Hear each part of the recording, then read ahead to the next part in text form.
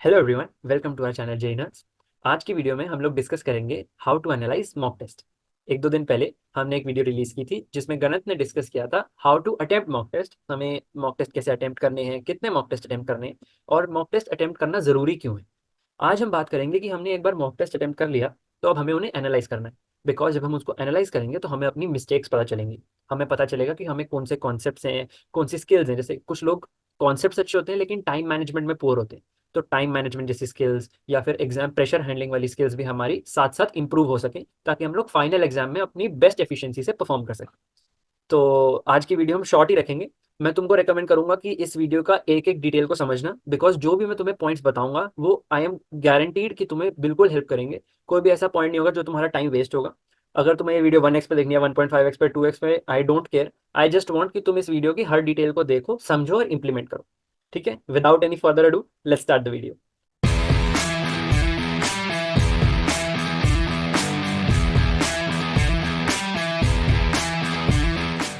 तो अभी तुम लोगों को दिख रहा होगा मेरा मॉक टेस्ट का एनालिसिस शीट। तो मैंने ये गूगल शीट्स के ऊपर ही एक अपना मॉक टेस्ट एनालिसिस का एक्सेल शीट बना रखा था। वो गूगल शीट्स में मैंने इसलिए बनाया था ताकि मैं अपने फ़ोन और कंप्यूटर पे एक्सेस कर सकूं, कोई मैं प्रमोशन वगैरह नहीं कर रहा।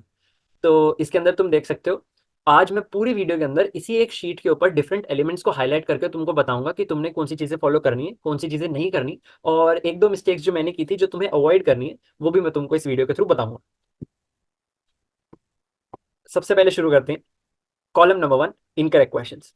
तुम यहाँ पे देखोगे मैंने एक कॉलम बना रखा है क्वेश्चंस का, दूसरा कॉलम मैंने बना रखा है इनएक्यूरेसीज का। So why do we have to highlight incorrect questions? To get an idea of how many questions and which questions were incorrect. Question list यहाँ पे मैंने इसलिए दिया ताकि हमें सिर्फ ये नहीं जानना कि हमारे कितने क्वेश्चन इनकरेक्ट हुए थे। वो तो मॉक टेस्ट देने के बाद जब रिजल्ट आता है तो उसके अंदर होम स्क्रीन पे हमको दिख जाता है कि इतने क्वेश्चन करेक्ट हुए, इतने इनकरेक्ट हुए, इतनी आपकी रैंक आई है। हमें नंबर से फर्क नहीं पड़ता। हमें अभी ये रियलाइज करना है कि हमारे कौन से टाइप के क्वेश्चंस, कैसे क्वेश्चंस इनकरेक्ट हो रहे हैं। और जब हम फर्दर इस शीट को रिव्यू करेंगे, एक बार अपनी गलतियां फिर से चेक कर रहे होंगे, तो हमारे पास क्वेश्चंस होंगे तो हम लोग इजीली एक्सेस कर पाएंगे अपनी गलतियों को। इसीलिए इनकरेक्ट क्वेश्चंस के एक कॉलम बनाना है, एक क्वेश्चंस का कॉलम बनाना है और उसको मार्क करते जाने कि ये क्वेश्चन मेरा इनकरेक्ट हुआ। जो इनकरेक्ट क्वेश्चंस हैं उनको मार्क करने का बहुत ही सिंपल मेथड है। हम लोग जब भी, हमें अगर कोई भी टीचर बोलता है कि एनालाइज करो मॉक टेस्ट को, या फिर हम तुम्हें बोल रहे हैं यूट्यूब चैनल पे और सारे टीचर्स हैं और सारे चैनल्स हैं, तुमको सब बोलते हैं मॉक टेस्ट एनालाइज करना होता है, तो हम लोगों की बहुत कॉमन आदत है कि हम लोग इनएक्यूरेसीज देखते हैं। हम लोग वो क्वेश्चन लिस्ट को पूरा ऐसे स्क्रॉल करते जाते हैं और जहाँ जहाँ पे भी क्रॉस या जहाँ जहाँ भी -1/4 लिखा होता है, हम उन क्वेश्चंस को देखते जाते हैं और आगे बढ़ते जाते हैं। और उनसे कुछ लोग होते हैं जो बस देख के आगे बढ़ जाते हैं और कुछ उनसे सीखते हैं।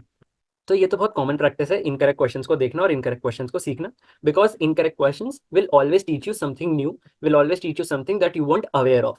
ठीक है, दे विल, जैसे मैंने यहाँ पे मेंशन भी किया, they will teach you new concepts. अब आते हैं वो चीज़ पर जो बहुत सारे बच्चे, मेरे हिसाब से 90% बच्चे नहीं करते, which is not attempted question. वो क्वेश्चन है जो तुम्हें सॉल्व करने आते थे या तुम्हें पता था कि उन्हें कैसे सॉल्व करना है, but due to some exam pressure या फिर टाइम मैनेजमेंट की वजह से तुम इन क्वेश्चन को नहीं कर पाए। अगर तुम्हें याद हो, तुमने अगर अटेम्प्टिंग मॉक्स वाली वीडियो देखी है, तो उसमें गणत ने बताया कि it is not important to attempt all 75 question या फिर जो 90 क्वेश्चन आ रहे हैं उसमें से सारे के सारे क्वेश्चन तुम कर पाओ, ये पॉसिबल नहीं है और ये ज़रूरी भी नहीं है। बट वॉट इज़ इंपॉर्टेंट कि अगर वो 90 में से तुमको 65 क्वेश्चन आते थे, उनके कॉन्सेप्ट तुमको पता है, उनका मेथड तुमको पता है, तो क्या तुम वो 65 के 65 पेपर में कर पाए? अगर तुमको 75 भी आते थे, क्या तुम परफेक्ट 300 वाला स्कोर टच कर पा रहे हो? अगर तुम नहीं कर पा रहे तो वो जो क्वेश्चन तुम नहीं कर पाए वो ये नॉट अटेम्प्टेड की लिस्ट में आते। दूसरी चीज जो बहुत इंपॉर्टेंट है, जब तुम नॉट अटेम्प्टेड क्वेश्चंस को एनालाइज करते हो तो तुम्हें पता चलता है कि तुम कहाँ पे टाइम सेव कर सकते थे। लेट्स से केमिस्ट्री के बहुत सारे क्वेश्चंस होते हैं जो फैक्चुअल बेस्ड होते हैं, कि किसी के अटॉमिक साइजेस कंपेयर कर रखे हैं, पूछ रखा है कि ये चार एलिमेंट्स में से किसका अटॉमिक साइज सबसे बड़ा है। अब वो तुम्हें नहीं आता बिकॉज वो फैक्चुअल जो फैक्ट है वो तुमको याद नहीं है। लेकिन इससे तुमको ये रियलाइज होगा कि अगर मुझे ये फैक्ट याद होता ना, तो मैं ये क्वेश्चन 1 सेकंड का क्वेश्चन था, रादर देन जो मैंने मैथ्स के लेट से 3D ज्योमेट्री के अंदर 10 मिनट लगाए, 1 मिनट में 4 नंबर यहाँ पे गेन कर सकता था। तो इससे तुम्हें टाइम मैनेजमेंट स्किल्स भी आएंगी। और जब ऐसे 1 1 सेकेंड में या फिर 2 2 मिनट में क्वेश्चन सॉल्व हो जाते हैं ना, तो एक कॉन्फिडेंस भी आता है कि चलो मैं फटाफट क्वेश्चन सॉल्व कर पा रहा हूँ, मैं टाइम के अंदर अपने जितना मेरा पोटेंशियल है उतने क्वेश्चन सॉल्व कर पाऊंगा। एक चीज, वेरी इंपॉर्टेंट चीज यहाँ पे मैंने लिखी है कि incorrect questions teach you new things but unattempted ones teach you what you knew before. ये समझना बहुत जरूरी है। नॉट अटेम्प्टेड क्वेश्चंस हमेशा वो होते हैं जो हमें आते थे लेकिन हम किसी तरह से कर नहीं पाए। इसीलिए हम इससे हो सकता है कोई नई चीज ना सीखें, लेकिन हम वो चीजें पॉलिश कर लें, वो चीजें रिवाइज कर लें जो हमको पहले से आती थी। इसीलिए नॉट अटेम्प्टेड क्वेश्चंस को एनालाइज करना बहुत इंपॉर्टेंट है। Finally, reasoning and improvements. इन दो कॉलम्स के अंदर हम लोग इंक्लूड करेंगे कि क्या रीजन था उस मिस्टेक का, क्या रीजन था हमने वो क्वेश्चन अनअटेम्प्टेड छोड़ा, और ये रीजनिंग के साथ हम करेक्ट सॉल्यूशन भी इसके अंदर डाल सकते हैं ताकि हम लोग फटाफट उस सॉल्यूशन को एक्सेस कर पाए। एंड इंप्रूवमेंट्स में कि हमें क्या इंप्रूव करना है। लेट से हमारा कोई क्वेश्चन अनअटेम्प्टेड या इनकरेक्ट हो गया तो उसके पीछे एक रीजन है। लेट से हमारे को वो कॉन्सेप्ट ढंग से नहीं आता था, तो इंप्रूवमेंट में क्या आएगा कि वो कॉन्सेप्ट हम रिवाइज करें, उसके एक दो क्वेश्चंस और लगाएं। तो ये कॉलम्स बनाना बहुत जरूरी है so that you are able to accept your mistakes. Mistakes देखने से कुछ नहीं होगा, उनको एक्सेप्ट करना होगा, उन पे सीखना पड़ेगा। वो कहते हैं ना that accepting your mistakes is the first step in resolving them. तो जितना इजीली तुम अपनी मिस्टेक्स को एक्सेप्ट करोगे और उनको इंप्रूव करोगे उतना ही तुम्हारा फायदा होगा।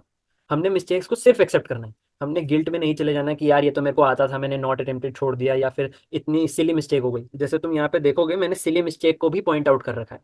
तो इसे छोटी छोटी चीजें पॉइंट आउट करोगे ना तो आगे जाके तुम लोग वो गलतियां नहीं करोगे। यहाँ पे तुम देखोगे मैंने दो और रेड बॉक्सेस हैं जिसके अंदर लिखा हुआ है पोटेशियम का साइज बेरियम से ज्यादा होता है, 2 degree amine give this reaction. तो ये सारी ऐसी चीजें हैं जो, जैसे केमिस्ट्री का एग्जांपल मैंने पहले भी दिया कि ये बहुत फैक्चुअल डेटा है, ये तुमको याद नहीं रहता। लेकिन यहाँ पे तुमने लिख दिया ना तो अब तुम्हें याद रहेगा, ये मेरे को अभी तक याद है। वो क्यों है? क्योंकि यहाँ पे मैंने मेंशन कर दिया। मैंने बहुत बार, गणत ने बहुत बार, हमने वीडियोस में इतनी बार तुमको एक्सप्लेन किया है कि एक टीचर क्लासरूम में इतना कुछ नहीं सिखा पाता बिकॉज उनके पास भी टाइम कंस्ट्रेंट्स हैं, उन्हें भी सिलेबस कंप्लीट करना है। तुम लोग बहुत सारी चीजें PYQs लगा के, DPPs लगा के, आर्काइव्स लगा के, मॉक टेस्ट देके सीखते हो। तो अगर तुमने मॉक टेस्ट दिए और उनसे तुमने कोई नई चीज सीखी तो इट इज इंपॉर्टेंट कि तुम उसको वहां पे लिख लो। अगर ये छोटे से एक्सेल शीट पे लिखने की जगह नहीं है तो एक पेपर पे लिख के वहां पे सॉल्यूशन नोटेड जैसे मैंने लिख रखा है वैसे लिख सकते हो। तो देन फाइनल रिमार्क्स, ये मैंने तुम्हारे लिए एक बहुत ही सुंदर सी स्लाइड क्रिएट कर दी है इतनी क्रिएटिविटी अपनी लगा के। तो इस क्रिएटिविटी के लिए एक बार फटाफट वीडियो को जाके लाइक कर दो और वापस आ जाओ। तो यहाँ पे फाइनल रिमार्क्स, ये सारे इतने कलरफुल क्या बॉक्सेस मैंने बनाए हैं मैं तुमको एक्सप्लेन कर देता हूँ। नंबर ऑफ क्वेश्चंस अटेम्प्टेड मैंने मेंशन किया है। तो ये क्यों मेंशन करना जरूरी है, ये पूरी स्लाइड पूरी शीट बनाने के बाद नीचे एक कॉलम में, एक रो में तुम ये 5-6 एलिमेंट्स डाल सकते हो जिसमें नंबर ऑफ क्वेश्चन अटेम्प्टेड जो है वो तुमने मेंशन करने हैं। वो इसलिए मेंशन करने हैं ताकि तुम्हें ट्रैक रहे, तुम एक गोल को अचीव कर रहे हो। लेट से तुम अचीव करना चाह रहे हो 200 मार्क्स, लेकिन तुम अटेम्प्ट ही 40-45 क्वेश्चन कर रहे हो, और 40-45 क्वेश्चन में तो तुम 200 मार्क्स अचीव कर नहीं पाओगे। तो इसीलिए अपने क्वेश्चंस कितने अटेम्प्ट कर रहे हो उसका भी ट्रैक होना चाहिए। लेकिन क्वेश्चन ज्यादा अटेम्प्ट करने के चक्कर में ये नहीं करना कि हम लोग इनएक्यूरेसी ज्यादा कर रहे हैं। So know how many question you are attempting and appreciate yourself on your progress and growth. तुम यहाँ पे देखोगे मैंने ब्रैकेट में हाईएस्ट एवर मेंशन किया है। अगर तुम कोई ग्रोथ करते हो, मैंने 61 क्वेश्चन फर्स्ट टाइम अटेम्प्ट किए और उसमें से मेरे इतने सारे क्वेश्चन करेक्ट हुए तो मैं खुश था, तो मैंने अपने आप को अप्रिशिएट किया। हम लोग ना अपने आप को डाउनग्रेड बहुत करते हैं, स्पेशली जो हम एस्पिरेंट्स हैं, जेई एस्पिरेंट्स हैं, नीट एस्पिरेंट्स हैं। हम लोगों को लगता है कि हर चीज़ जो हम अचीव करना चाहते हैं वो हो जाएगी और उससे कुछ भी कम हुआ तो हम लोग वर्थ इट नहीं है उस चीज़ के। तो अगर मैंने 61 क्वेश्चन फर्स्ट टाइम अचीव करे हैं तो I should appreciate my self. और ऐसा नहीं है कि बस अप्रिशिएशन ही करनी है, अगर कोई चीज़ कम हुई है तो उसके ऊपर एक्शन लेना है, उसके ऊपर अपने आप को समझाना है। मैंने यहाँ पे स्लाइड में डाल नहीं रखा, एडिट में अगर मेरे को पॉसिबल हुआ तो मैं इसमें लगा दूंगा। मेरे नेक्स्ट ही मॉक टेस्ट में मैं सिर्फ 50 क्वेश्चन कर पाया था, शायद 40 क्वेश्चन कर पाया था, मेरे को याद नहीं है। तो उसके अंदर मैंने मेंशन किया था कि लोएस्ट एवर, बिकॉज अगर तुम अपने आप को अप्रिशिएट कर रहे हो तो तुम्हें अपनी गलतियां भी पहचाननी है। थर्ड कॉलम पे चलते हैं। To understand how much you could have improved by fixing your inaccuracies and not attempted questions. तो ये तो बहुत सिंपल सी बात है कि तुम सारी जो भी इनएक्यूरेसीज करी हैं वो तुम उसको ठीक नहीं कर सकते। तुम किन चीज़ों को ठीक कर सकते हो? एक तो नॉट अटेम्प्टेड क्वेश्चंस हैं जो सारे के सारे ठीक किए जा सकते थे, जिनके कॉन्सेप्ट तुमको पता थे। दूसरी चीज़ें जो तुम ठीक कर सकते हो वो हैं silly mistakes, calculation mistakes, time pressure में गलतियां कर दी। तो वो चीज़ें हैं जो तुम इंप्रूव कर सकते थे, जो तुम्हारा पोटेंशियल था इंप्रूव करने का, वो चीज़ें इसमें लिखनी है। फाइनली अपडेटेड मार्क्स की अगर बात करें तो that is improve marks plus जो एक्चुअली मार्क्स तुम लाए हो। इससे तुम्हें पता चलेगा what was your true potential based on the difficulty of the exam. अगर कोई एग्जाम इजी है तो उसमें तुम ज्यादा स्कोर करोगे, अगर कोई एग्जाम मुश्किल है तो कम स्कोर करोगे। बट तुम्हें पता होना चाहिए, यू शुड बी अवेयर कि तुम्हारा इस एग्जाम के लेवल के हिसाब से क्या पोटेंशियल था। इससे हमने डिमोटिवेटेड नहीं होना, इससे हमने गिल्ट में नहीं चले जाना। इससे हमने मोटिवेटेड रहना है कि मेरे को नेक्स्ट एग्जाम में अपने पोटेंशियल का मैं जितना क्लोज परफॉर्म कर सकूं उतना बेटर है। रादर देन हम ये सोचने लग जाएं कि अगर मेरा पोटेंशियल 243 का तो मैं 184 स्कोर कर रहा हूँ, मतलब मेरे में पोटेंशियल नहीं है। Lastly my mistake. तो तुम कहोगे बड़ी सी स्क्रीन पे कोई फोटो नहीं है, सिर्फ एक टेक्स्ट लिखा हुआ है। तो वो इसलिए लिखा हुआ है क्योंकि ये चीज़ मैंने नहीं की, बट मैं तुम्हें रेकमेंड करूंगा कि तुम करो। अगर तुम देखोगे तो मैंने यहाँ पे नॉट अटेम्प्टेड क्वेश्चंस कुछ 6-7 क्वेश्चन होंगे और टोटल मैंने अटेम्प्ट क्वेश्चंस करे हैं 61। तो अब तुम कहोगे कि 61 क्वेश्चन अटेम्प्ट करे हैं, नॉट अटेम्प्टेड क्वेश्चन 7-8 थे, तो उस हिसाब से तो 67-68 क्वेश्चन, 69 क्वेश्चन बन रहे हैं। तो बाकी के क्वेश्चंस का क्या? बाकी के वो 7-8 क्वेश्चंस का क्या जो 75 में करने थे, या बाकी के जो 90 क्वेश्चन आए थे, जो 15 क्वेश्चन उसके अलावा रह गए, उनका क्या करना है? तो वो चीज़ें मैंने एनालाइज नहीं की, जो क्वेश्चंस मैंने देखते ही छोड़ दिए या फिर जो मेरे लेवल के नहीं थे। वो क्वेश्चंस इंक्लूड करते हैं वो चैप्टर्स जो मेरे को पसंद नहीं थे, या फिर मैं जिनका बहुत बेसिक करके गया था, जो मैंने छोड़ रखे थे।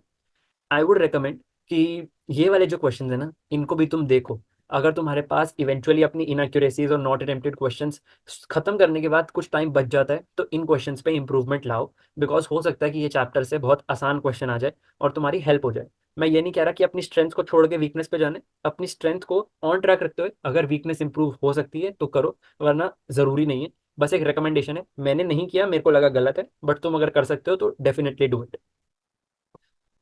बस इतना ही वीडियो था।